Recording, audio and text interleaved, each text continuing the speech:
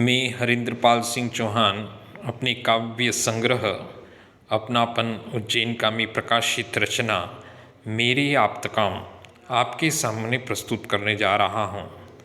यह रचना मैंने शिक्षा महाविद्यालय उज्जैन में सांख्य दर्शन पर लिखे हुए अपने लघु शोध प्रबंध के समय अपने मार्गदर्शक शिक्षक को समर्पित करते हुए लिखी थी, जो आज मैं आपके सामने प्रस्तुत करने जा रहा हूँ। कविता का शीर्षक है मेरे आप्तकाम।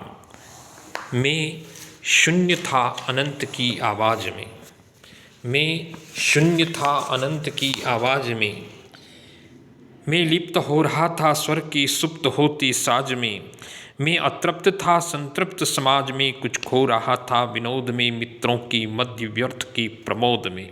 मैं शून्य था अनंत की आवाज़ में, मैं लिप्त हो रहा था स्वर की सुप्त होती साज में, मैं अतृप्त था संतृप्त समाज में, कुछ खो रहा था विनोद में मित्रों की मध्य व्यर्थ की प्रमोद में।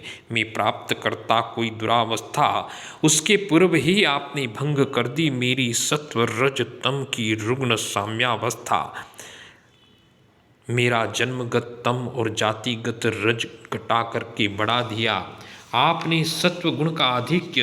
हे सद्गुरु भाग्य तुष्टि काल तुष्टि को भुलाकर, हे सद्गुरु भाग्य तुष्टि काल तुष्टि को भुलाकर मैंने अनुभव किया है ये सतपथ पर आकर।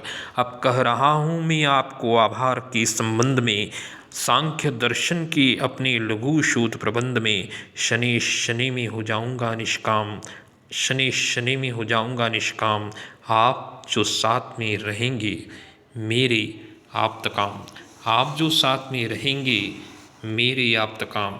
मैं हरिंद्रपाल सिंह चौहान, व्याख्याता, शासकीय उच्चतर माध्यमिक विद्यालय महाराजवाड़ा क्रमांक 2 उज्जैन।